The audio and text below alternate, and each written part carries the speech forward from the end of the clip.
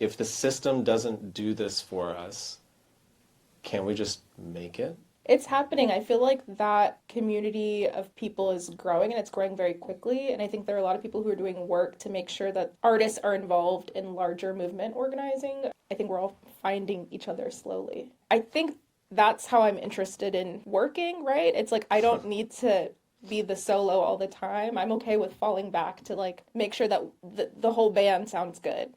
I love all the new terms I'm learning tonight. Let's make a little dictionary. Takeaways from Salome's talk. I've been trying to think of a way to aptly describe what it is that Salome Asega does, because the ways she's thinking about a practice, artistic and otherwise, is something that is hard to recognize if we maintain the terms of our discernment into what an art practice is meant to look like. But once you see what she's up to, you can't unsee it, and you start to see how this paradigm is one we need to cultivate. With that in mind, the phrase I've come to is that Salome is a culture gardener. She knows which introductions to make, which bee needs what flower, and she gets that ecosystems are stronger than individuals, more nimble, less brittle. She also understands that, in her words, inclusion ain't shit. What she's after is equity, and that means understanding that specific and specialized needs are met, like which plants need more shade and which ones need more light. What does it take to create the conditions for genuine growth, and how do we grow together? The growth we're accustomed to is the growth of capital, and that's the world we usually live in. To quote her again, right now, there's a group of cishet white men in Silicon Valley that are actively working to build a future for us without our consent. We are living in their imagination, and I'm very interested in leveraging the power of collective imagination to present counterfutures.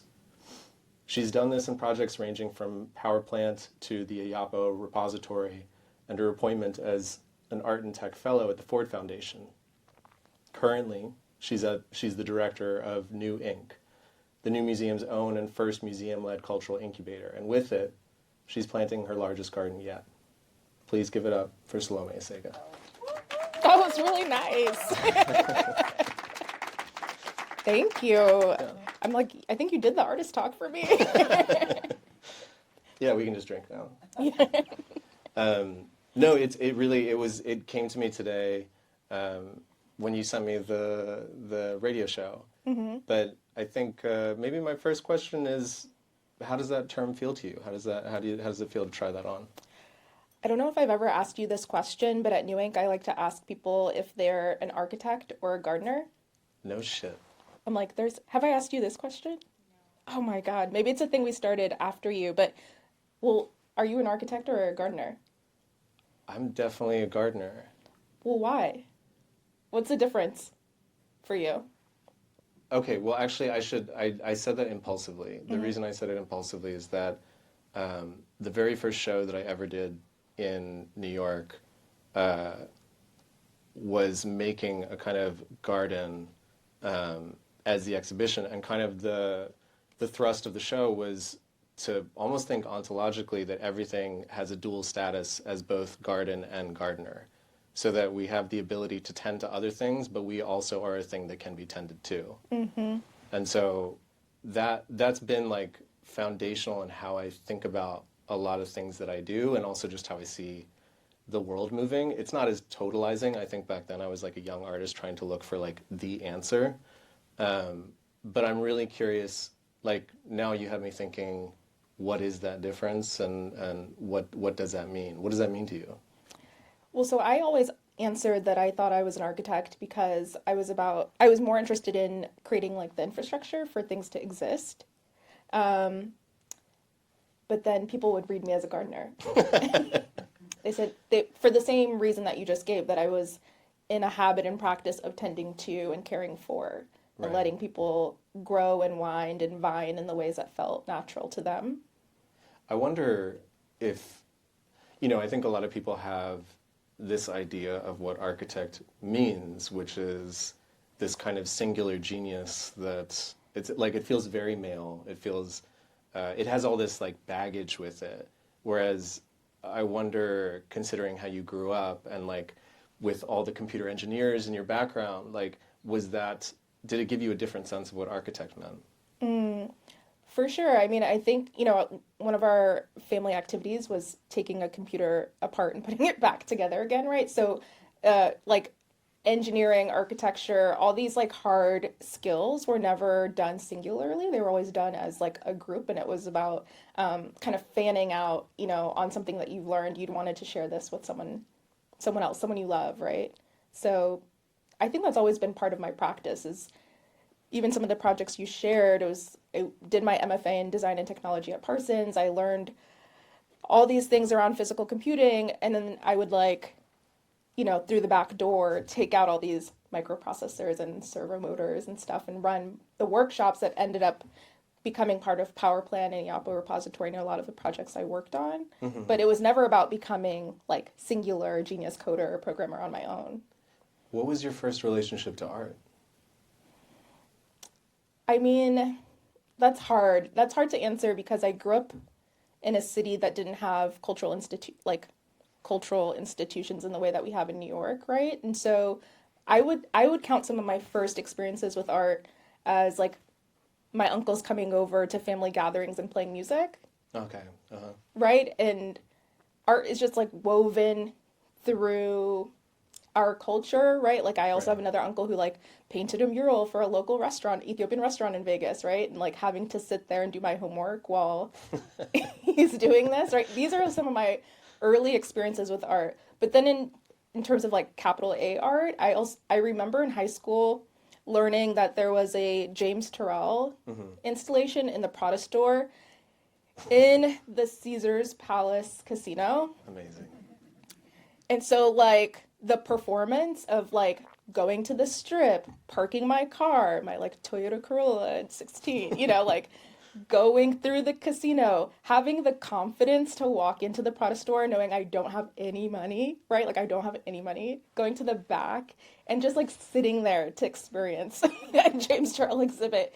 And then, like, walking back out through the casino, like, all the sounds and the carpets, you know what I mean? Like, I saw art today.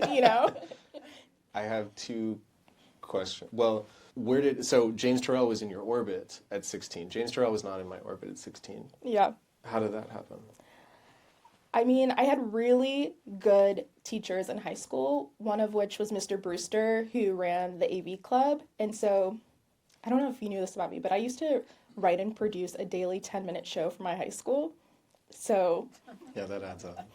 so I had many late nights where I'd be editing the show with friends, and Mr. Brewster would like put us on to music. I remember the first album he gave me was like a MIA mixtape, and he would just feed us art books, and so that's how I learned about James Turrell. And he was like, oh yeah, there's something I heard on the strip, and so I went. He also put me on to Marilyn Minter when she did her Las Vegas Billboards project, and so another experience of like getting in the Toyota Corolla and driving down the strip and being like, that's a Marilyn Minter billboard. Did that Yeah. did that feel like it had a different kind of cultural capital to you than what you were familiar with before? I mean, it read as New York. I think if I was to like go back Okay. to my teenage mind, I was like, this felt like validated art because it came from a big city. Got it. And you didn't think of, you didn't think of Las Vegas as a big city? No. I was alive for our centennial celebration, and I also was living there at a time where the city was expanding so quickly around me. We lived on what was considered the edge of town, and now if you look at a map, we're like squarely at the center. Wow. Okay. So yeah, like we'd have scorpions in our backyard. We no longer have that. That's like the only thing I'm like genuinely deathly afraid of. They're so cute. They're very cute. Yeah. We're gonna skip it. Okay. Okay. The other thing that comes to mind, at least for me, so I remember going to Vegas when I was really young, probably actually around 15 or 16, and I can't remember exactly why, but actually I do remember. I went to like a fancy private school, and the only way for me to have, you get shit on in so many different ways for so many different reasons, and also being brown in a school that was largely white, there was something that I couldn't fully articulate yet, but I felt small in a lot of different ways. And clothing was one of these ways where it was like, even if I can't buy these clothes, I want to be able to walk into these stores and take up space. And I remember Vegas being the first time where I got to like see if I could flex that. And my family's just like, what is wrong with you? Like, why does this even matter to you? What, like, you're not buying anything. Yeah. And it left a, I haven't thought about this in a very long time. I completely forgot that Vegas was the first time that that happened. But it is like you see all those stores and all these spaces and like all these things that don't feel like they're for you, but in Vegas it does, because it's like it's so glitzy. Yeah. And I'm wondering, like, was that also a place where you were like, okay, well, I just want permission for all of these spaces? I mean, yeah, I mean, Vegas very much is a playground, and I think for that reason is a place that is studied by designers and architects, because the city's design allows for this kind of performance of fantasy, right? Like you can be whoever you want there. The architecture like encourages that actually, you know? Right. And so I think combining that, you know, strip design with the kind of fantasy of the desert itself, right? Like the spiritual aspect of the desert, which is also a place where you can metamorphosize, right? You can be whoever you want to be. Like I think I was encouraged by design to experiment and play, you know, based on where I grew up.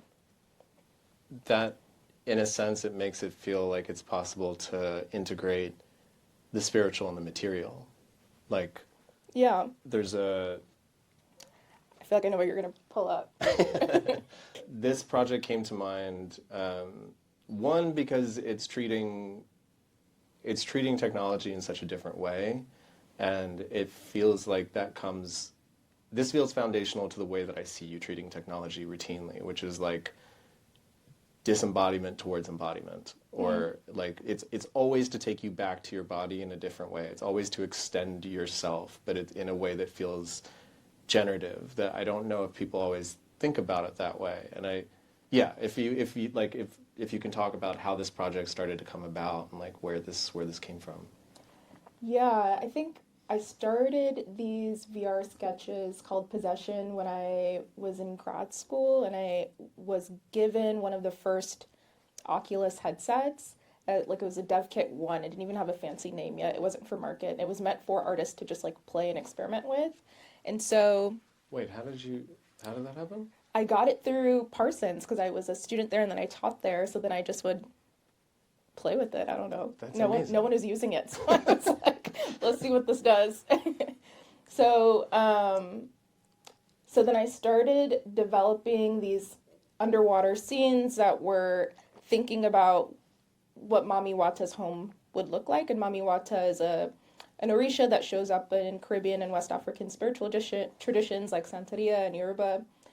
And when I was looking at possession sculptures around Mami Wata, you know, there were all these figures that had this kind of like blobby Orisha, like over human's head, a figurative head, and it was like as if the Orisha was mounting the person like in the same way that you would put on a VR headset. Yeah.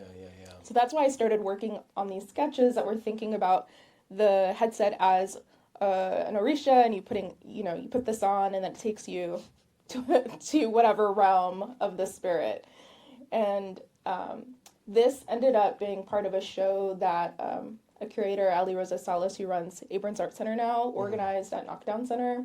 But it's since grown. So like these images are just sketches, but there's a fuller VR film where I interviewed spiritual practitioners who've had experiences of being possessed by Mami Wata herself. And so Really? In the film they recount their experience, what it felt like where they were. Many of them were near bodies of water, and that's where they felt her spirit and felt called to the water. And two of the practitioners in particular said that they felt lured underwater to her palace and were promised attractiveness and great wealth. So yeah, it goes through that narrative with them. Wow, that feels like Vegas too. Yeah. That's true. Yeah. Very slot machine. Yeah. That there's a pull, and it takes you somewhere that feels like it will make you more. Yeah. And then I worked with a musician, Diani Dews, to score the film. So you hear one of their beats kind of, it's like very undulating wave-like, then feels like it's pulling you under the water. Huh. So this is, okay, so this takes shape when you're at Parsons. Yeah, I mean, when I was an instructor in this, especially in the early years, I was just like, what can I get out of this program, right? And I think that's why many artists who work with technologies continue to teach, is because that's where you get access to, like, all the emerging tools. And so, yeah, I stuck around for like 5, 6 years.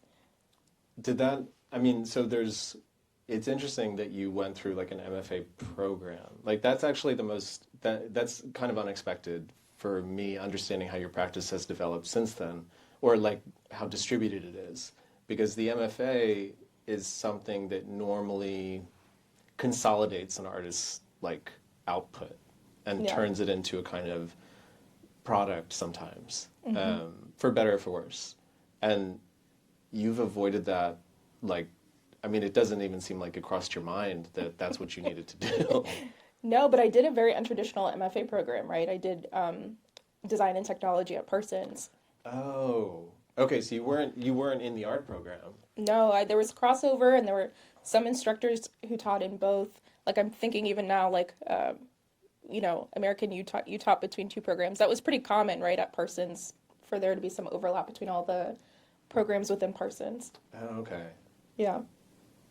Did you consider, like, when you were making something like this, did you make a distinction between art with a big A or cultural production? No, I wasn't thinking about I was thinking about audience, but I wasn't thinking about how will this be a job, if that makes sense. Yeah, yeah. I was just having fun, following my nose, driven by total curiosity, and was like, how can I ask stronger questions?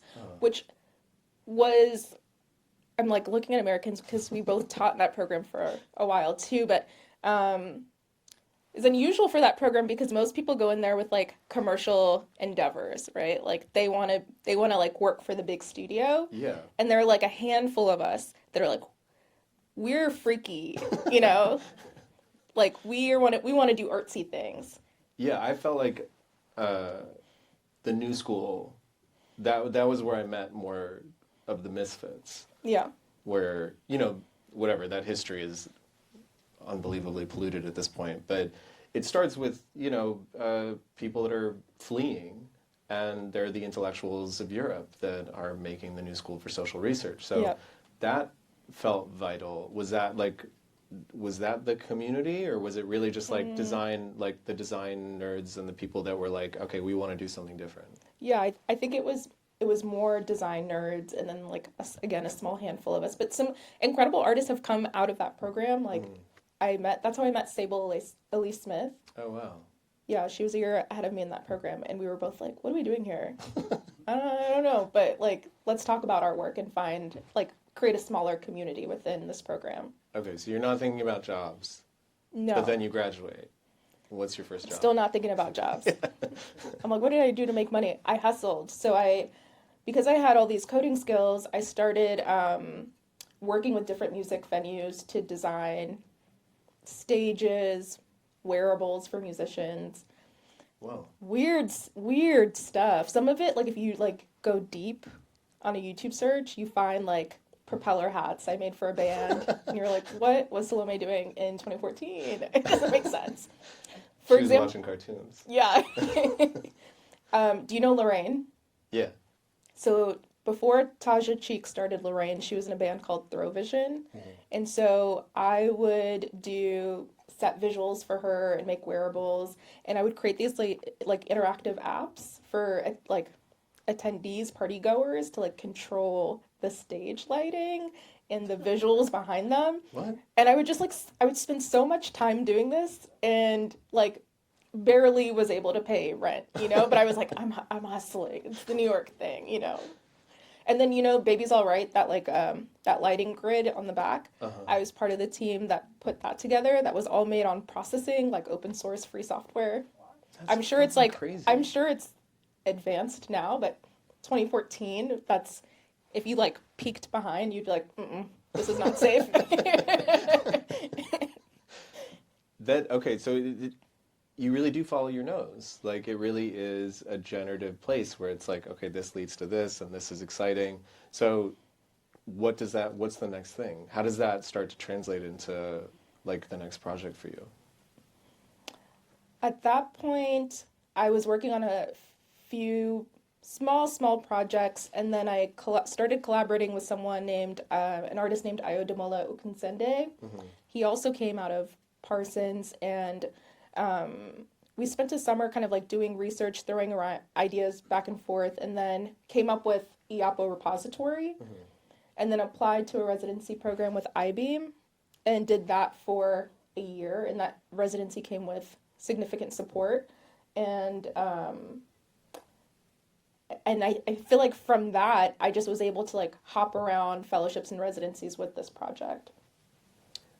This is a project that like particularly grabbed my attention, specifically this artifact. Yeah, So if you can just give some background of like what the Iyapo repository is, and then we can get into this particular project. totally. Yeah, so Iyapo repository is a resource library that exists in a nondescript future. It houses a collection of art and artifacts made by and for people of African descent. And how we design and develop those artifacts, it happens through a series of participatory workshops where we invite people to think about the future in different domains. So actually, maybe if you go back one, we developed this card game actually with PJ, who works at New Ink now. Hmm. He ran a wonderful print studio called Endless Editions, which still exists, and you should print things there. Um, but we developed this game where we would give people these cards, and then they'd have to determine artifacts. Like if you were given this set of cards, you'd have to come up with a revolutionary tool, educational tool that somehow incorporates a motor. And so you have like a design direction, right? A domain you're designing for, and then some physical quality the object must have. And then it was always so fun doing this with kids because they'd be like, I don't know.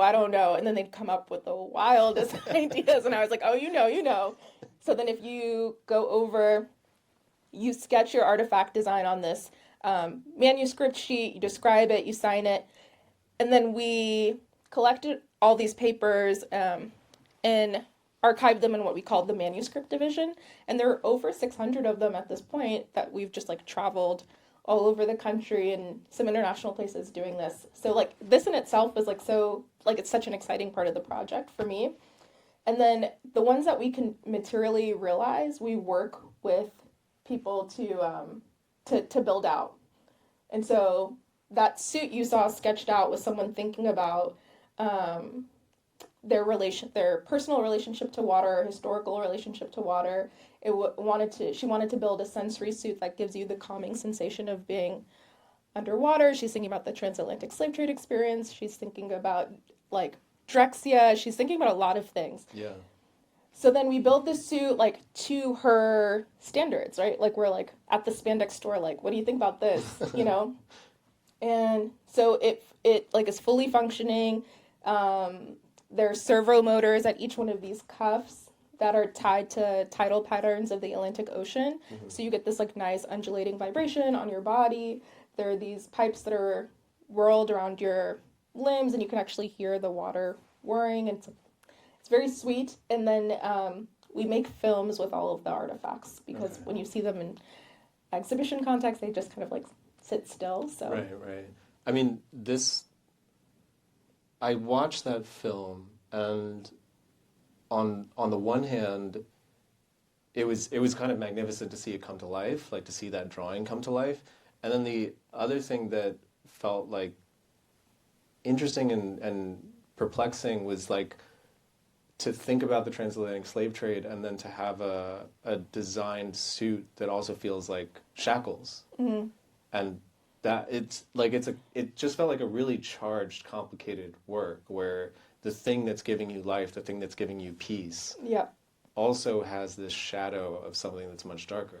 Totally. And these are all things that come up in our workshop conversations, right? Like once we draw these artifacts and we talk about them, Right. and for her, she didn't see them as shackles. She saw them as like almost seaweed, like getting trapped in like coral and seaweed. But I hear you. I mean, Yeah, there's so many ways to read this image. Yeah, yeah. I mean, and also just like the yeah, the complexity of it, like that it's not a it doesn't fulfill what we think about design objects or like design artifacts, which is like it has a purpose and it serves it. Mm-hmm. This is something that's loaded and layered and maybe contradictory. That, yeah, maybe it does have the sense of something wrapping around you and it can like envelop you, but also what else can that mean and what are the histories that are applied here? In those conversations, did you find yourself, was the iteration of the object coming together, what part was more interesting to you? The conversations or the object coming to life? The conversations, by far.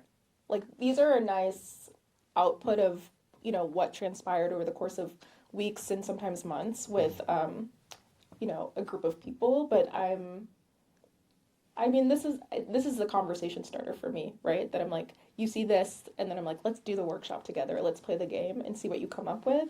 Yeah. But I was never really interested in just touring the objects, right? Like, they needed all the context, and actually oftentimes when these were in exhibitions, there was always like a table for people to continue to contribute to the manuscripts. Oh wow. The card game itself, like it's a very specific thing to have to understand how to create openness and create parameters that allow for that openness to be generative. Like a lot of times, especially in interview contexts, actually, people ask things of artists and they're like, "What do you think about AI?" And you're like, "That what? This, Yeah. what do you?" There's a Yeah. Where do we start? yeah, it Yeah. stops the conversation. It's Yeah, like yeah. it ends openness because it's just too vast. But giving parameters and giving a sense like of where you really want to go and what that can spark, that's like a really specific skill set. Yeah. There's a term in design for this. It's called scaffolding.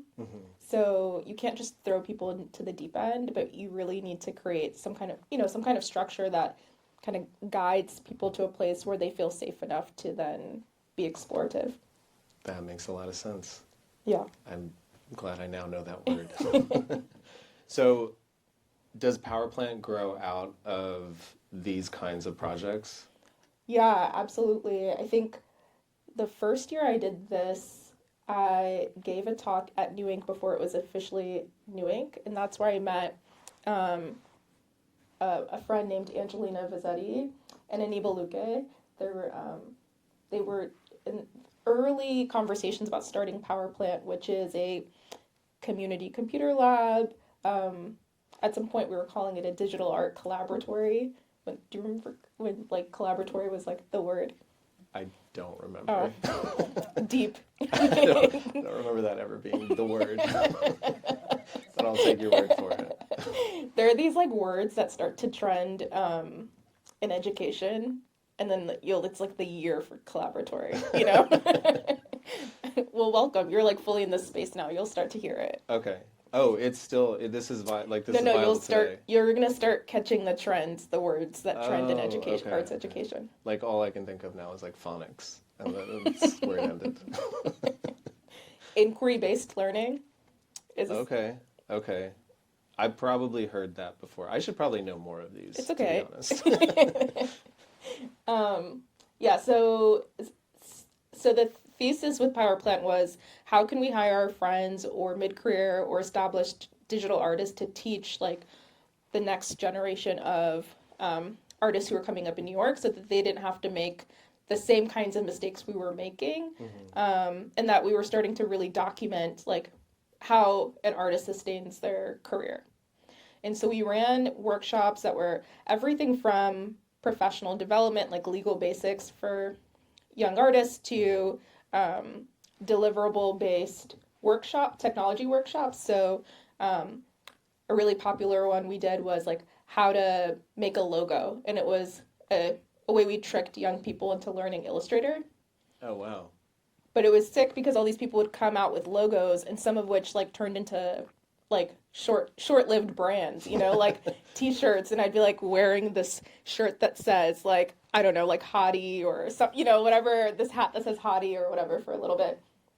And then we also ran a really popular music series called Ableton Live Live, where we would partner with local DJs and musicians to teach the Ableton interface to young people. And as part of that, we would do something where we'd like sync a bunch of computers we'd route them through the same mixer. And so it became like an electronic drum circle. Like you were all building collectively on one beat. And then we'd like strategically place different producers. So they'd like hop around and build this beat together with you.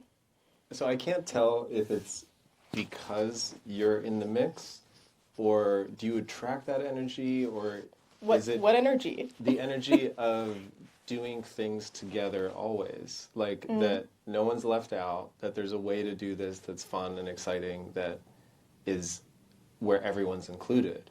Like that's an ethic that even if you're starting a project, even if you're starting an organization that says that that's the ethos of what they do, it doesn't always come through. But I feel like every project, it always comes through. That's nice. That's nice to hear.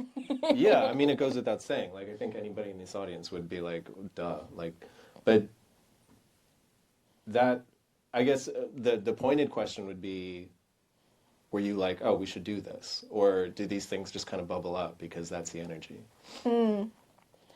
I mean, I think it goes both ways. I think as a team at Powrplant specifically, we were really good about hearing from our neighbors, like constant surveying and polling, talking with friends, surveying them, and creating a program that was responsive to what we were hearing.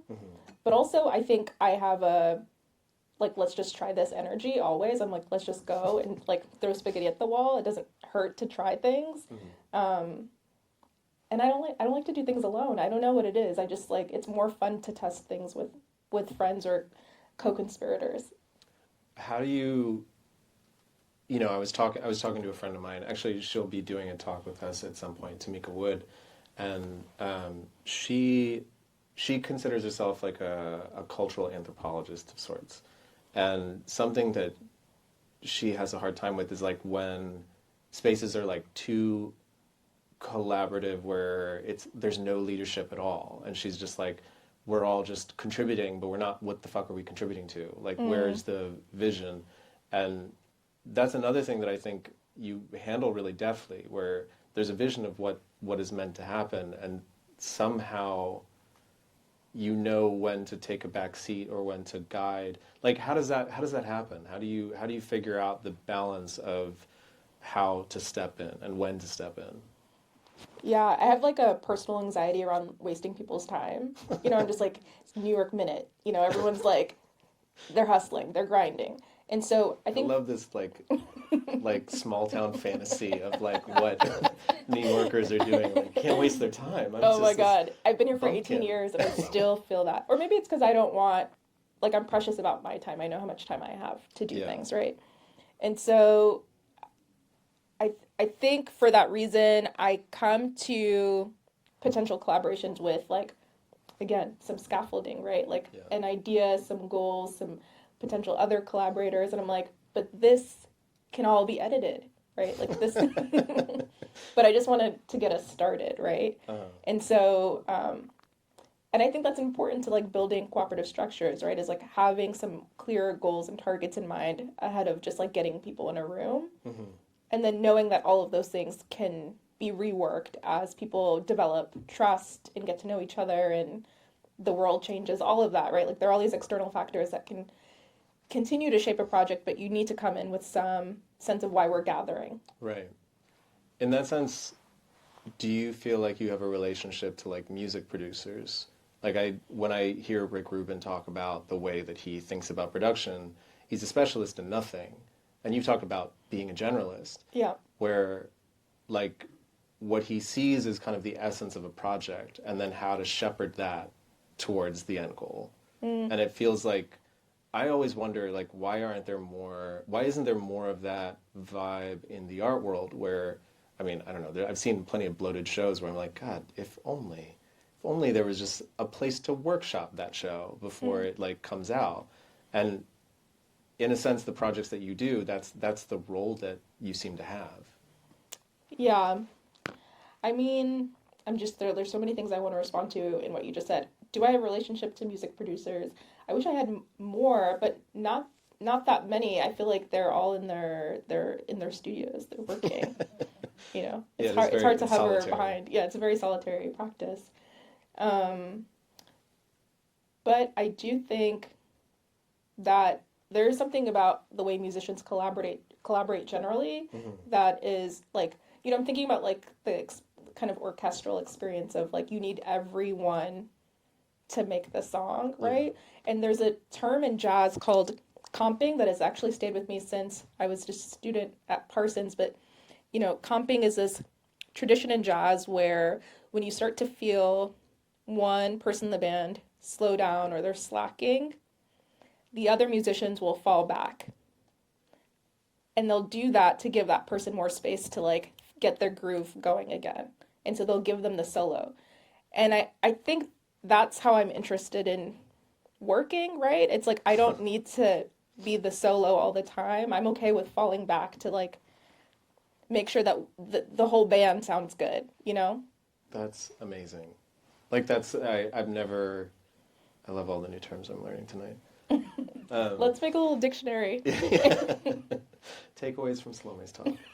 Um, Normally, we are in positions where people are pressuring us to speed up, and that in a condition where someone is slowing down, they're either cut or pushed.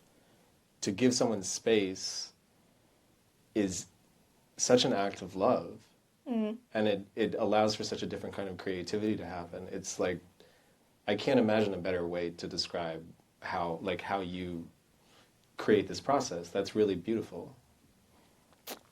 Well, thank you, Jazz.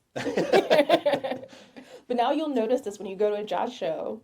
You'll see they don't even have to say anything to each other. They don't even have to look at each other. Like the musicians will just slow down. They'll get quiet to allow for someone else to get loud. Wow. It's an encouragement, right? Like it's your Right. turn.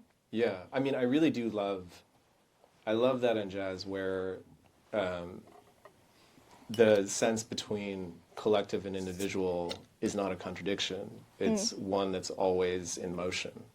So, yes, you give that person their solo, and then they move back into the collective. Yes, yeah. And then somebody else has a solo, and they move back into the collective.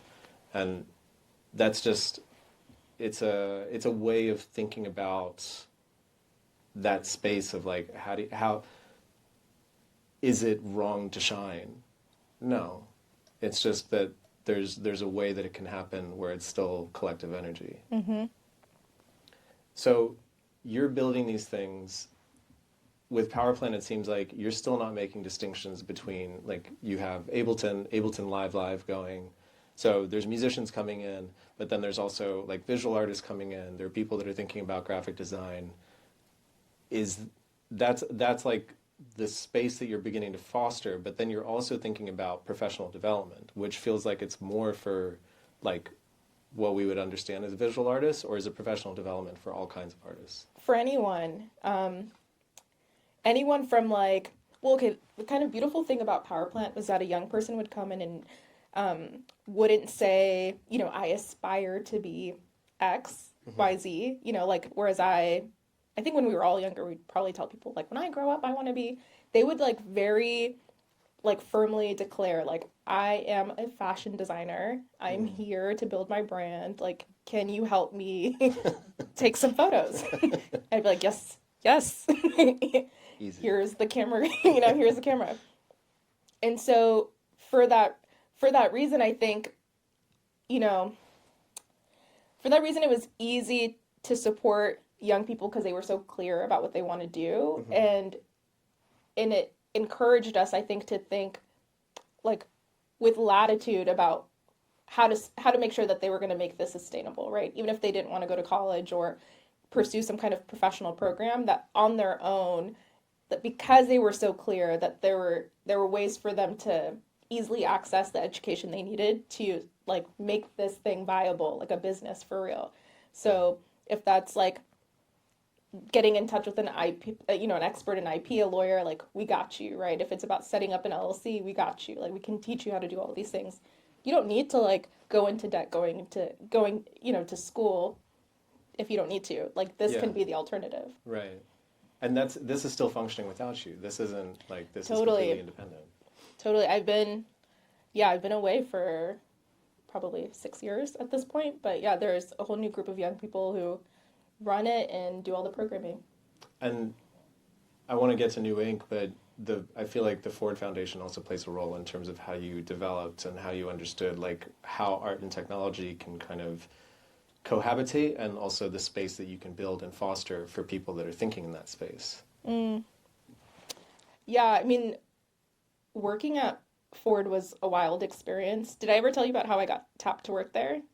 I think you were working on a project, or no, it was a consulting thing, right? It was a consulting thing. So I had just given a talk about Iyapo repository at the Walker, and this person came up to me after my talk named Jenny Toomey, who I know is a really awesome punk musician, like was fully in the Riot Girl scene. Oh, wow. So I'm like, oh my God, it's Jenny Toomey, And she was like, hi, I work at Ford Foundation. I'm a funder. I work on tech and society. And I'm like, what? Like, okay, maybe it's not who I thought it was. When I do we like connect, we do the email exchange. And then I learned later, like, no, it is that Jenny Toomey. And actually there's like a really strong history of like 90s punk musicians transitioning into tech policy work, because punk subculture was always invested in decentralized systems, right? And like, of course, tech policy is also, it's invested in decentralization. So, okay, there's a natural. This is such a touched story. Like you like happen to meet the people that like really just like sprinkle this perfect magic dust for the next thing. It's so nice. I mean, of course, I feel like energy meets energy, so Yeah, it makes sense. But like, what are the fucking odds? I know. I was fangirling the whole time, and I was like, I don't like. What does the Ford Foundation really do? Like, I'm just here for Jenny Toomey. So she's like, yeah, I want you to do a very small consulting project with us. Like, I want you to write a 2-page report on like the landscape of art and technology, because we're thinking about how the arts and culture work can start to support artists working in these ways. And so like I over deliver. I write like almost like a 6-8 page memo, and she like it's like great, but it was 2 pages for a reason, because people will not read anything longer than that. So I'm like, okay, got it, Jenny. So I like send it back, and then send it back before the New York Minute understanding. yeah, exactly. And then send it back, and she's like, great. Now I want you to present it to the director of the Arts and Culture Department, who at that time was Elizabeth Alexander, another one of my heroes, like incredible poet, right? Yeah. So I present it. They're like, this is fascinating. Didn't know people were working in these ways. We should be more invested. And I was like, cool. Then they reach out a couple weeks later, and they're like, do you want to like work here full time as a fellow? And I was like, let me think about it. Because I was really worried about leaving a studio practice and becoming, at that time, like a funder. I didn't know what that would mean for me and how people would read me in that work. But it's just fascinating. Like, what was your studio practice at that point? Like, what did it mean to have a studio practice then? At that point, I was like bouncing around residencies. I was giving talks, I was teaching, and I had like cobbled together this life that felt to me creative, and it was like on my terms, Right. as opposed to like walking to Midtown, commuting to Midtown every day. Right. So I like fully blew off the deadline to apply, and then Jenny Toomey's back in my phone, like, hello. Like, so anyways, we like talked through it a bit more, and she was like, I'm an artist, Elizabeth's an artist, like, of course you can do this work. And so I took the role, and it was an incredible 4 years where I was able to do research with other foundations, the NEA, help kind of build a landscape study around how artists are making with emerging media. Mm-hmm. And then we launched all these incredible grant programs for artists directly, but also for arts organizations run by people of color who are experimenting with technology. Wow. Okay, so I feel like that's probably when we met, like right around then. I don't remember. For sure, yeah. Oh yeah, it was this like round table that we were on together. Yeah, whoa, yeah. We were on an art forum round table for I don't even know how many years ago on cultural appropriation. And it was you, me, Homie Baba, Jacoby Satterwhite, Michelle Kuo. It's quite the lineup. Yeah, it was a good group of people. Yeah. I was reading through it a little bit, and yeah, it's a fascinating conversation. Like it's interesting to hear people's perspectives You read it recently? I'm like, today. does it hold up? Does it hold up? I mean, there's like interesting problematics that are introduced. Oh, Greg Bordowitz was there Oh, of too. course, yeah. Yeah, yeah, yeah. Because it was that conversation. I don't even think this was part of the.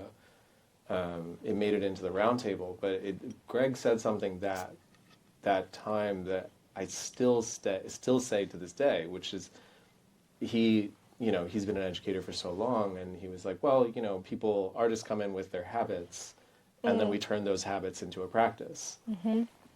And it's just such a beautifully succinct way to talk about like how you can really listen to someone and how you can really see what it is that they're up to. So I remember that staying with me, but it was I was in a not like my headspace wasn't great. I think I was feeling very sick that day, but anyways, that's besides the point. That's when we met, and I feel like what I'm thinking about for Powrplant and like moving from Powrplant to Ford, New Ink then feels like it's almost like everything has prepared you to take on a role like this and to really start being the architect. Mm. And that like the thing that I'm really interested in here and something that I don't think gets addressed enough is like something I've been thinking about is like we are training artists to be stars and not architects. And the star kind of can be manipulated by the architecture. Mm. But if we have architects, we can actually build something to develop a whole new idea of what even stars look like what the solo looks like for the collective. Mm-hmm. And I feel like that's what you're interested in. I don't meet that many people that really are interested in that.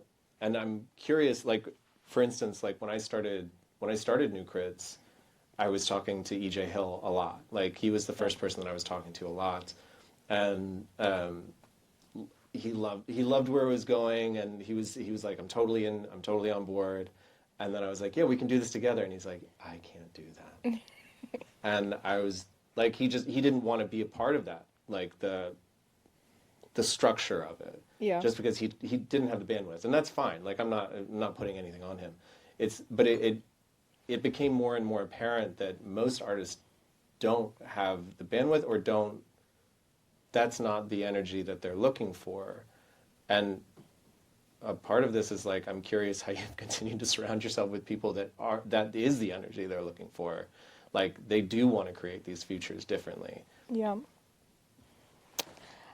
I don't know. I feel like I've been at these sites where people who are interested in this mode of thinking already kind of gravitate toward, right? Like being a faculty member at Parsons, like students are there to think about new ways of making and doing and existing.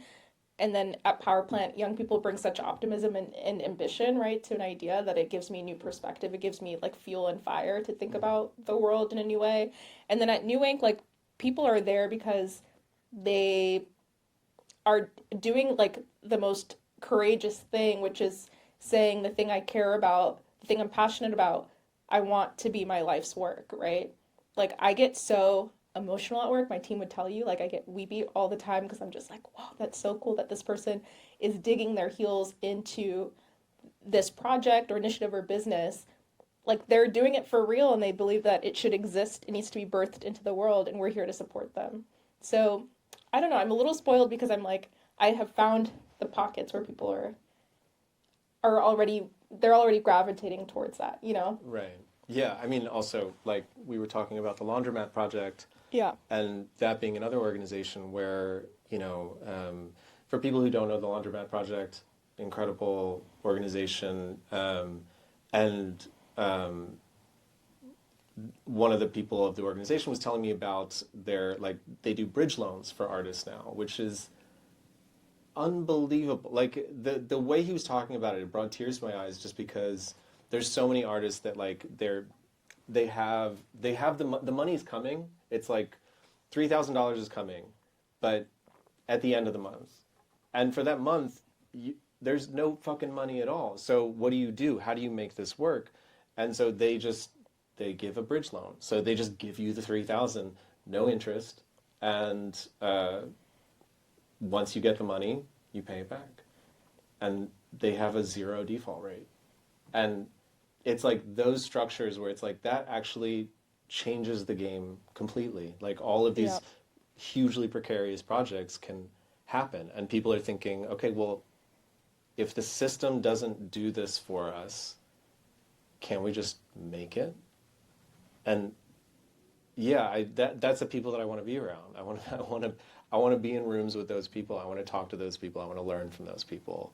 Yeah, it's happening. I feel like that community of people is growing and it's growing very quickly. And I think there are a lot of people who are doing work to make sure that artists are involved in larger movement organizing around labor and the economy. I think we're all feeling the pressures, and I think we're all finding each other slowly. But I mean, that laundromat project example is so good. I mean, those are the kinds of risks and experiments we need arts organizations to take right now. Yeah. Yeah. Once, I mean, they went to a financial institution and they were like, none of this is viable. Mm-hmm. But they were like, well, it's our money, so we're just going to do it. Yeah. And it's taking that leap of faith and then realizing, well, if we love on our artists, the artists will love on us, and we don't have to worry about this. Yeah. And that feels like a new system. Are there other things you're seeing that you're like, this is exciting? Like other structures for support? Well, this is like in a way a plug, but like the Ruth Arts Foundation, I think is setting a bar for what foundations can do and how they do it.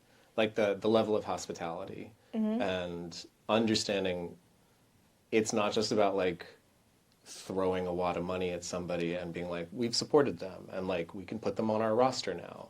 It's beginning to end, you are a part of a community now. And like, it's the only time where if I'm ever asked to do something, one, I'm super excited to go because I know everybody I meet, I'm going to be so happy to meet. There's not going to be one shitty person there, which is like impossible most of the time. And the other part of it is that they always pay. Like, there's never a time where you're not compensated for the intellectual labor or whatever it is that you're putting into it. And there's just such a grace to it. Like, there's a stipend, so like they'll pay for your travel, they pay for your hotel, and then there's a stipend so that, and it's not like $25. Like everything is considered. Yeah. Everything, like there's transport. How you get from A to B, how you get from B to C, how you understand the day, who's there to lead you through, what is the onboarding, like all of those things matter. They matter a lot, and they're not, it's not just perfunctory. Like I think it's aesthetic. It's like it's a practice in itself. And that's, I mean, part of why I was so excited to talk to you is that you exemplify all these things. Like this is your practice. And I think people have a hard time understanding like what box to put you in or like what is your practice. But like looking at how New Ink has grown and what it's turned into and every part of like how it functions, it's so fucking hard to do that. It's so hard. Oh, that's so nice. Yeah. And like the level that you're doing it at, you're setting another bar. And it means a lot to everybody. They don't know how much it means yet. Like it is an undiscovered entity that is coming into existence. And so what's happening around it is you're growing, like you're sprinkling the dust that you're participating in this like kind of longer stream of like what's to come. And it's the reason why I wanted to, Salome shared this how our New Ink brain works. Yeah, because these like the flows, like the almost like let's just call it for like a customer journey. Maybe you have a better way of describing this, but when you're thinking about like how somebody enters your organization, it's think about it in the way that like, okay, if you're making a show, how does someone enter that show? What does that feel like? Is the floor different? Is the light this way? Is like, what is the first thing that they're seeing? All of that is like what people who are running organizations, what they think about, especially if they're doing it at the level that Salome is doing it at, where every part of that is considered. And that's, when you see it done well, I'm like, oh, okay, so there's a real practitioner, there's a real thinker, there's a real artist behind what's happening here. And yeah, that's why I wanted to show this. I was so glad that you like wanted to share this, because this looks like a regular document, but in the future, maybe this will be part of exhibitions too. Like maybe this will be the sketches that are, printed out. I like in the little vitrine. Yeah. Yeah. Exactly. That's really sweet. This is like a really fun collaborative exercise to do as a team where we think about what the full year looks like. Actually, last year we did this just around the corner on this floor. We like took over an office space for 3 days and just mapped out the year. But yeah, I think so when we call this a program arc. So when New Ink members kick off with us, we do a week-long intensive called camp where they get a feel for all of our program offerings. And then in the fall, what you see here is like we go through. You can tell me which way to move. Okay. In the fall, we like go through some foundations of our program and specifically our professional development and mentorship. So the thematics of the year are drawn up based on like member enrollment information and what people say they want to focus on during their year with us. And so in this example here, the New Ink members wanted to focus on business foundations, ecologies of care. So there's like a real strong cooperative studies line of inquiry here. And then there's like a cultivate and connect track, which is thinking about how to deepen audience connections or marketing digital strategy. So we do all of the foundations in the fall, and then by spring, where this yellow bar is, you can like focus in on one area. Mm-hmm. So that's all the programming starts to splinter, and you can like focus on the one thing you really want to achieve. And then, yeah, throughout their moments for strategic planning, so you can get one-on-one consultation. This year we brought in, I think maybe Sheetal Prajapati. I don't. She's a consultant who's helped all kinds of organizations in big moments of transition. She's worked at like Pioneer Works and iBeam but anyway, so it's like nice to have access to someone who's like has built a strategic plan for organizations that are like 10x what you're about to start. Right. But yeah, it's what else is sprinkled in here? Lots of emojis, some planes for when we're on the road. This really, to me, it's like, these are things that I think about now, and I'm like, we're trying to figure out like systems for ourselves and what goes into that and how much labor goes into it to make it work and to construct the institutions of tomorrow. Because yes, it is one thing to create in a way where you're either you're making objects or installations or whatever it might be.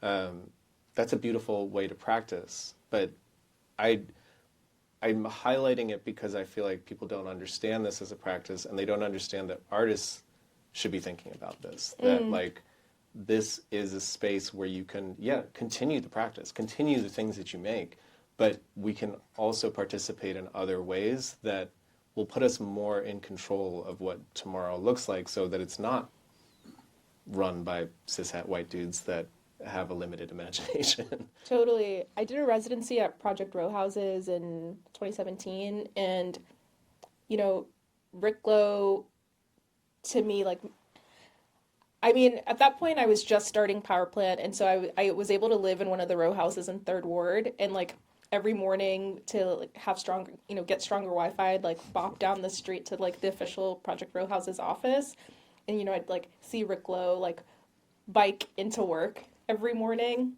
and I'd get his feedback about starting things like Powrplant and get his advice on like how do you balance having a personal creative practice with running an organization. Mm-hmm. And something that I think really sunk in for me was that he didn't see Project Row Houses as dissimilar or separate from his creative practice, that everything kind of fed into each other. And so, yeah, I appreciate what you said about New Ink being part of my work, and like in a deep way, because for it doesn't sure. feel like the job I go to for as like a 9 to 5. It is like part of my artistic expression. Yeah, I think there's the outward facing element of it, which is like job. Yeah. But it's almost like, I don't know, it's almost like being Clark Kent and Superman. Like you have to just be both. Like there's a way in which that's just like cover for what's actually happening. But maybe what I hope that we're getting out of this conversation is that like these aren't like, you don't have to think of them as like strict jobs in this way. Like Totally. there's a different way to think about it that's just like, actually, let's just reformulate all of it. And let's find a way to actually do it. Let's figure out, okay, these are the systems that are eating us alive. How do we make them so that they work for us? And what do we have to learn to make them work for us? Yeah. And I'm really glad you're doing that work. I'm having fun with it.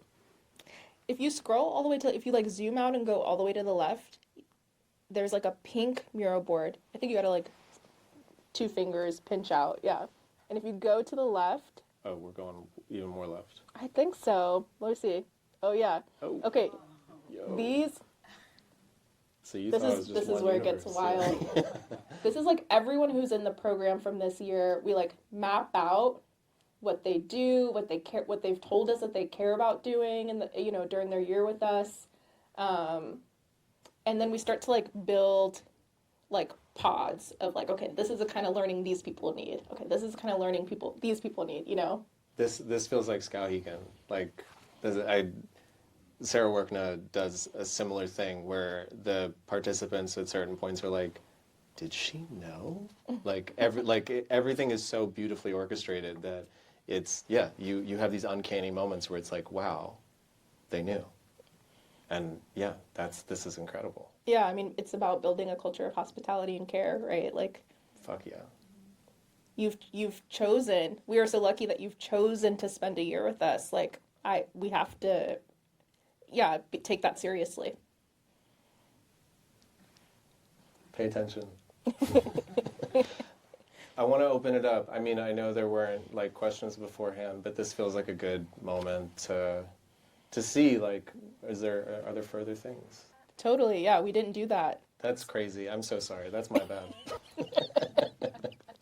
I'm still learning what it is too. So, but New Ink is a cultural incubator that was founded by the New Museum a little over 10 years ago, and we support about 100 people annually in launching ambitious projects, nonprofit organizations, and businesses through kind of robust professional development mentorship program that also includes like community events, has a shared workspace, and we throw an annual festival called Demo. It takes place each June, and that's like the culmination of a year with us where you get to see what people have been working on alongside other creative practitioners. It happens here. Like, you've done Whitney ISP. No, I haven't done anything. You've done it. I'm like, what happens there? Yeah, totally. You get to work one-on-one with a dedicated mentor. You're also assigned to a track of other projects who are doing similar things to you, and you convene once a month to like do like monthly crits. And then you have access to like a pool of 80 to 90 mentors that you can call on for like 30-minute appointments to like get targeted feedback on something. And then I'm like, what else do you get? You get a lot of things. You get access to seasonal professional development workshops that function, like they can be like workshops, working groups, or more lecture style. And demo, in the festival, in the lead up to Demo, there's a whole preparation program that, helps the members get stage ready and media trained. Yeah. Actually, I just checked in with the team a couple months ago because they are trying to plan an anniversary moment. And someone we identified that I think is so cool is Mike, the rapper. No way. Yeah, used to be in the lab, like making beats, doing this is when we were a pop-up at Red Bull Studios, but would use our computers for Ableton, and it would also film stuff. Wow. So I was like, we have to leverage that. I love Mike. Yeah, he's great. He's Yeah. from Brownsville, right? He used to come from uptown, Oh, but maybe okay, he's never from mind. Brownsville. I don't know. Yeah, we have a mix of people intentionally because that's how we think the network gets stronger. So I actually incubated Powrplant at New Inc. in the third year, Oh, wow, right. Inception. I Amazing. Dick Cheney'd my way to director. um, That's not the reference I would expect.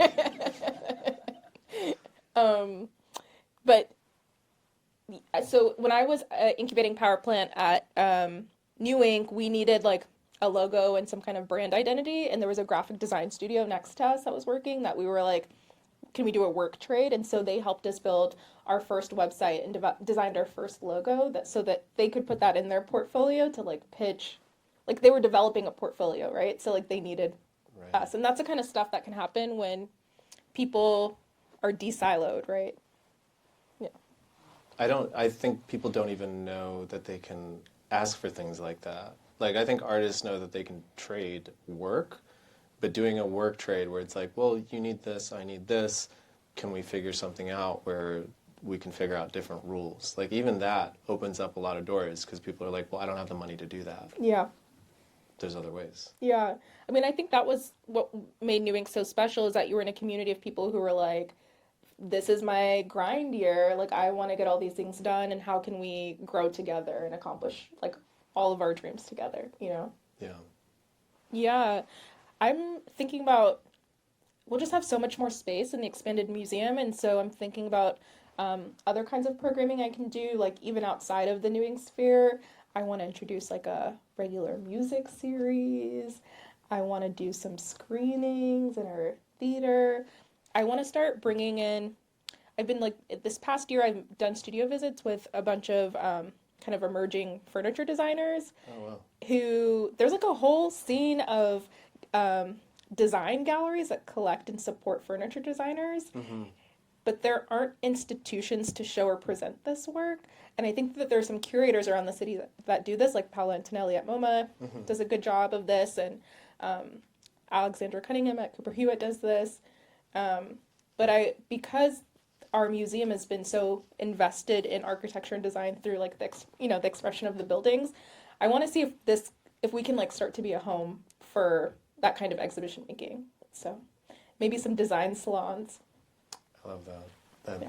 It's always the thing that's in between, or always the thing that doesn't fit the perfect category. Yeah. So I started doing research when I was at Ford, where I was interviewing Black tech policy writers, and I was asking them about risk assessment and these kind of newly formed algorithms that cities were purchasing to make all kinds of decisions around social service delivery. So things from your probation sentencing to your welfare benefits to your public housing subsidies were all being determined either fully or co-determined by algorithms. And as you can imagine, there are all kinds of very obvious biases. And so there was this funny term that kept coming up when I was interviewing people where they'd call risk assessment tools rats, because they're these pesky things that have infiltrated risk social service delivery. And so I drew this rat. I first built it in AR, and I'd have it propped up in different places, and it would play a soundscape of interviews I was doing with those researchers. And then the city of Toronto commissioned me to materialize it, to make it for real. So then I spent 6 months going back and forth to Toronto and making it. and I met with some truck drivers, which was really cool. And I learned that the most expensive part of building a monster truck is actually the engine. So it's not drivable, but it is like it's more sculptural. But it is forever in Toronto until I can afford an engine. Yeah, it was so funny because when we parked this, it was like parked on the street for like it was parked on the street for like a weekend, and then we moved it to like a plaza area for like a month. And you know, has these like red beady eyes, and you like turn the corner and you're like, what is that? That's so crazy, the monster truck. And then you start to sit in the plaza and you're like, you hear the conversations and you're like, whoa, you know, like I would immediately see people's body language shift because they were hearing, you know, what felt like the wildest podcast. What made you settle on the monster truck as the form? Because it was coming fast. You know, like cities were adopting these instruments with lightning speed because it was cheap. Mm-hmm. You know, we're seeing this now, this year already, the way federal employees are getting cut. But it was like, it felt like that. Like tech policy folks were nervous about how quickly certain departments were shrinking and how people were being replaced with these tools. And you saw monster truck shows when you were growing up? Yeah, I have a really good photo I should have sent you of my dad and I at a Monster Jam, like in middle school. He worked for the MGM Grand Arena, and so it was his responsibility to pick me up from school, and then I'd have to hang out at the MGM until my mom got off of work, and so I would see the arena turn over for all kinds of things, like Janet Jackson concert, you know, one night, and then Monster Jam the other, you know, so... Yeah. It's like you grew up in a flex space, and then now you just keep building them. Yeah, learn from the best. That's a good question. Yeah, oof, I'm not good at it, but I think that I am now in a position where I can say I need to say no, but I say yes to things that my friends invite me to do. That feels like the most fun and most rewarding to me right now. So, you know, Ajay said, come through, and I said, okay. Yeah, I'm glad you said yes.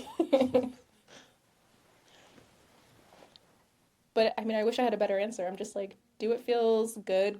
Go places where you feel love. Like, I just think right now, like, we need to do things that feel healing. We need to be moved by spirit right now.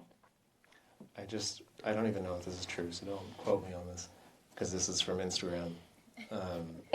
But... apparently, a cat's purr is a frequency that helps with bone regeneration. Mm. So when your cat's just purring on your body, it's healing you. Whoa. I hate cats, but that makes me want to give them a chance. I'm not a cat person either, but I can feel that purr, and I'm like... You just got to make one of the people in New Ink will make a purring machine. True. Okay. Yeah. Yeah. Next application cycle, we'll put that in there. I'm so lucky you're here on a nice spring day. This has been wonderful. I want to thank everybody for coming. I want to thank Salome so much for doing this. Oh, love you. Thank you all for coming. It always means the world to have people that are engaged and interested and want to have these conversations. And I always feel lucky to be in conversation with great artists. So thanks again. Thank you.